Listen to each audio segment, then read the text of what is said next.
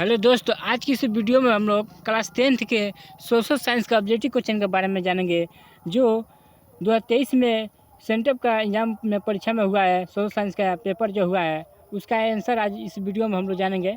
तो चलिए स्टार्ट करते हैं। फर्स्ट में सवाल दिया है, यहाँ पर ध्यान से देखिए। भारत में सर्वाधिक साक्षरता वाला राज्य कौन है? यानी भारत में जो बाबू सबसे अधिक पढ़ाई वाला राज्य कौन है? तो केरल है। इसलिए फर्स्ट का मेरा करेक्ट ऑप्शन क्या हो जाएगा? सी हो जाएगा, क्योंकि केरल एक सबसे ज़्यादा पढ़ने वाला राज्य कहलाता है। इसलिए फर्स्ट करेक्ट ऑप्शन सी हो जाएगा। चलिए 2 नंबर सवाल देखा जाए।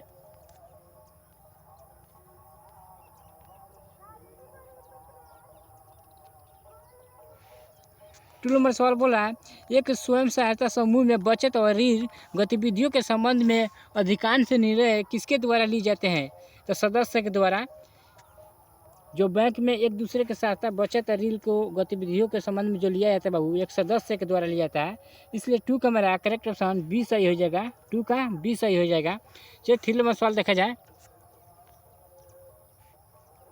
3 नंबर सवाल बोला, निम्नलिखित में से कौन सा पेशा अर्थव्यवस्था का तृतीय क्षेत्र से संबंधित है? तो शिक्षक है।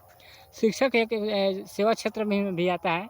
इसलिए 3 का मेरा करेक्ट ऑप्शन क्या हो जाएगा? डी सही हो जाएगा। 3 का डी सही हो जाएगा। शिक्षक हो जाएगा। शिक्षक 3 का क्या हो जाएगा? डी सही हो जाएगा। चलिए 4 नंबर सवाल देखा जाए।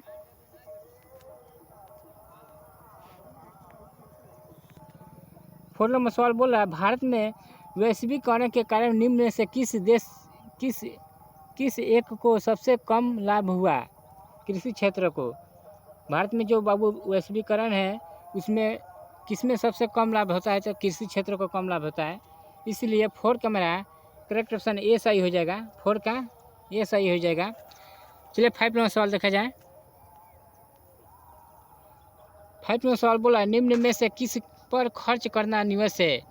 किस पर निवेश करना खर्च है? तो कारखाने की इमारत, उपकरण के बी में दिया है मशीन, यानी इनमें से सभी। 5 का मेरा करेक्ट ऑप्शन क्या हो जाएगा? डी सही हो जाएगा। 5 का डी सही हो जाएगा, क्योंकि कारखाने की इमारत इसमें भी खर्च हम लोग कर सकते हैं, मशीन, उपकरण। इसलिए 5 का करेक्ट ऑप्शन डी सही हो जाएगा। चलिए 6 में सवाल देखा जाए। निम्न में से किस कारक के वैश्वीकरण को सुगम नहीं बनाया? तो बैंक एवं राष्ट्रीयकरण, यानी 6 का मेरा करेक्ट ऑप्शन डी सही हो जाएगा। बैंक का राष्ट्रीयकरण जो वैश्वीकरण को सुगम नहीं बनाया जाता है, इसलिए 6 का करेक्ट ऑप्शन डी सही हो जाएगा। चलो 7 नंबर सवाल देखा जाए। 7 नंबर सवाल बोला, जवाहर रोजगार योजना कब लागू की गई? तो 1989 ईस्वी में। इसलिए 7 का मेरा करेक्ट ऑप्शन क्या हो जाएगा? ये सही हो जाएगा। 7 का ये हो जाएगा। चलिए 8 नंबर सवाल देखा जाए। विगत कुछ वर्षों में बिहार में किस क्षेत्र का सर्वाधिक विकास हुआ? तो कृषि क्षेत्र को, उद्योग क्षेत्र की, सेवा क्षेत्र की, इनमें से कोई नहीं। तो कृषि क्षेत्र को हुआ था बहू। किस क्षेत्र को? कृषि क्षेत्र को। इसलिए 8 का मेरा करेक्ट ऑप्शन ए हो जाएगा।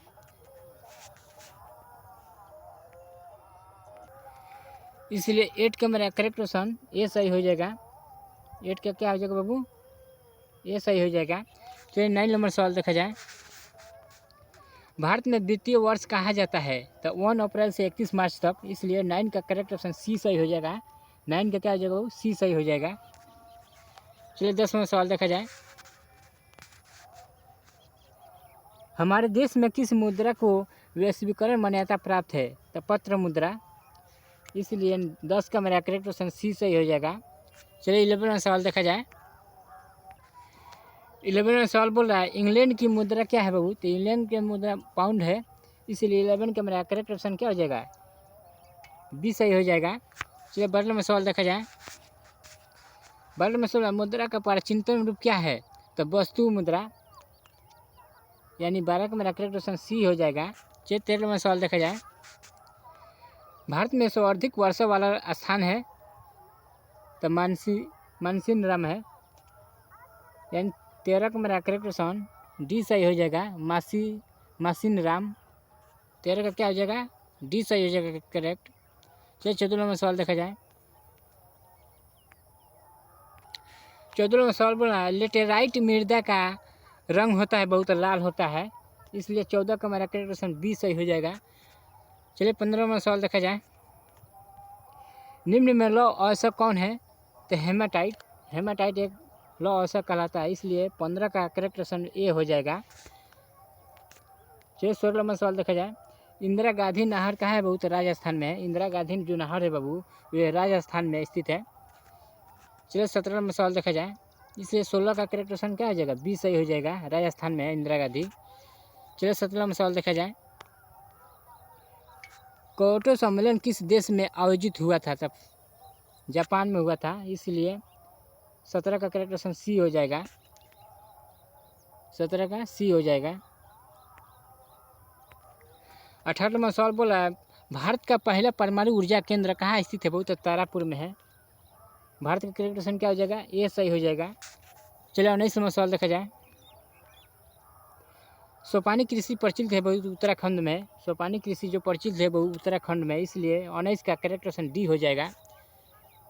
चलिए 20वां सवाल देखा जाए। निम्न में कौन प्रायद्वीपीय भारत की नदी है? बहुत कृष्णा नदी। कौन नदी? तो कृष्णा नदी है, इसलिए 20 का करेक्ट ऑप्शन सी सही हो जाएगा। 21वां सवाल देखा जाए। 21वां सवाल बोला विश्व पर्यावरण दिवस कब मनाया जाता है? वो तो 5 जून को मनाया जाता है। ये सीटेट के एग्जाम में भी पूछा गया था, इस क्वेश्चन को अच्छा से याद कर लीजिएगा। इसलिए 21 का करेक्ट ऑप्शन सी सही हो जाएगा, 5 जून को मनाया जाता है। चलिए 22वां सवाल देखा जाए। रिहंद बांध कहाँ है बाबू? तो उत्तर प्रदेश में। रिहंद जो बांध है बाबू वो उत्तर प्रदेश में। 22 का करेक्ट ऑप्शन सी हो जाएगा। चलिए 23वां सवाल देखा जाए। किस खनिज को उद्योगों की जननी कहा जाता है? वो तो लोहा को, इसलिए 23 का करेक्ट ऑप्शन सी सही हो जाएगा। 23 का सी सही हो जाएगा। चलिए 24वां सवाल देखा जाए। भारत में सबसे बड़ा लौह आवश्यक उत्पादक राज्य कौन है बाबू? तो कर्नाटक हो जाएगा। क्या हो जाएगा? 24 का करेक्ट ऑप्शन ए हो जाएगा। चलिए 25वां सवाल देखा जाए। 25वां सवाल बोला गोंडवाना समूह प्रसिद्ध है बहुत, तो कोयला के लिए प्रसिद्ध है, इसलिए 25 का करेक्ट ऑप्शन ए हो जाएगा। चलिए 26वां सवाल देखा जाए। लोनार झील है बाबू तो महाराष्ट्र में है, इसलिए 26 का करेक्ट ऑप्शन ए हो जाएगा। चलिए 27वां क्वेश्चन देखा जाए। मानस अभयारण्य किस राज्य में स्थित है बाबू? तो असम में है। 27 का करेक्ट ऑप्शन ए हो जाएगा। 27 का ए हो जाएगा। जो मानस अभयारण्य है किस राज्यों में स्थित है बाबू? तो असम राज्यों में स्थित है, इसलिए 28वां क्वेश्चन देखा जाए। 28वां क्वेश्चन बोल रहा है पारादीप पतन किस राज्य में है बाबू? पारादीप जो पतन है बाबू वो किस राज्य में है? तो उड़ीसा राज्य में है। 28 का करेक्ट ऑप्शन बी हो जाएगा। चलिए 29वां सवाल देखा जाए। निम्न में पतनों में भारत में पूर्वी तट पर है तो कच्ची बाबू? तो पारादीप है, इसलिए 29 का करेक्ट ऑप्शन बी सही हो जाएगा। चलिए 30वां सवाल देखा जाए। निम्नलिखित में कौन नई आर्थिक नीति का अंग नहीं है? तो राष्ट्रीयकरण बाबू नई आर्थिक नीति का नहीं कहलाता है, इसलिए 30 का करेक्ट ऑप्शन ए हो जाएगा। चलिए 31वां सवाल देखा जाए। जवाहरलाल नेहरू जो पतन कहाँ स्थित है बाबू? तो महाराष्ट्र में है।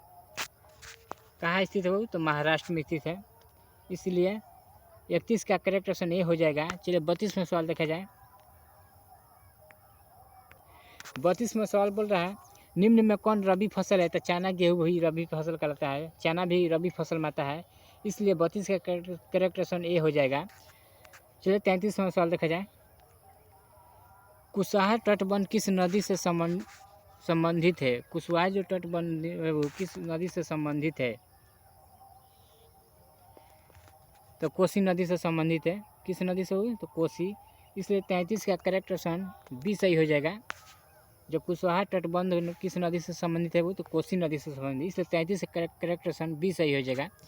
चलिए 34वां सवाल देखा जाए। पश्चिम बंगाल का शोक किसे कहा जाता है? तो दामोदर नदी को, इसलिए 34 का करेक्ट ऑप्शन ए हो जाएगा। चलिए 35वां सवाल देखा जाए। 34 का करेक्ट ऑप्शन क्या हो जाएगा बाबू? ये सही हो जाएगा। पश्चिम बंगाल का शोक किसे कहा जाता है? दामोदर नदी को कहा जाता है। चलिए 35वां सवाल देखा जाए। 35वां सवाल बोल रहा है भोपाल गैस त्रासदी किस प्रकार की आपदा थी, तो मानव जनित आपदा थी, इसलिए 35 का करेक्ट ऑप्शन बी हो जाएगा। चलिए 36वां सवाल देखा जाए। भूकंप संभावित क्षेत्रों में भवनों की आकृति कैसी होनी चाहिए बाबू, तो आयताकार जैसे होनी चाहिए, इसलिए 36 का करेक्ट ऑप्शन सी हो जाएगा। चलिए 37वां सवाल देखा जाए। सूखे की स्थिति किस प्रकार की आती है बाबू, तो सूखे की स्थिति बाबू धीरे धीरे आती है, एक बैंक तो आती नहीं है, इसलिए 37 का करेक्ट ऑप्शन सी हो जाएगा। चलिए 38वां सवाल देखा जाए। सरदार सरोवर बांध किस नदी पर बना है बाबू, किस नदी पर बना है, तो नर्मदा नदी पर बना है, इसलिए 38 का करेक्ट ऑप्शन बी सही हो जाएगा। चलिए 39वां सवाल देखा जाए। 39वां सवाल बोला संचार का सबसे लोकप्रिय साधन क्या है। यहाँ पर थोड़ा ध्यान दीजिएगा कि मैंने बुक के अनुसार से डी नंबर सही हो जाएगा, सार्वजनिक टेलीफोन। बाकी अभी के डेट में बाबू मोबाइल सबसे लोकप्रिय साधन माना जा रहा है, इसलिए बुक के अनुसार क्या हो जाएगा, डी सही हो जाएगा। मगर अभी के डेट में बाबू सबसे लोकप्रिय साधन मोबाइल को माना जाता है, इसलिए सी भी सही मान सकते हैं। चलिए 40वां सवाल देखा जाए।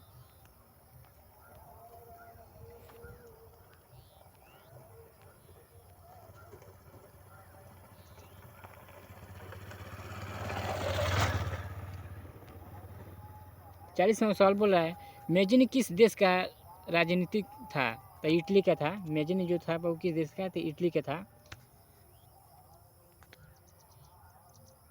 इसलिए 40 का करेक्ट ऑप्शन ए सही हो जाएगा।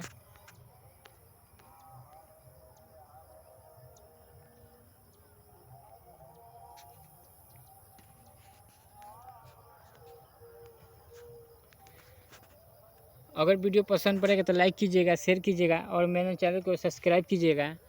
थैंक्स।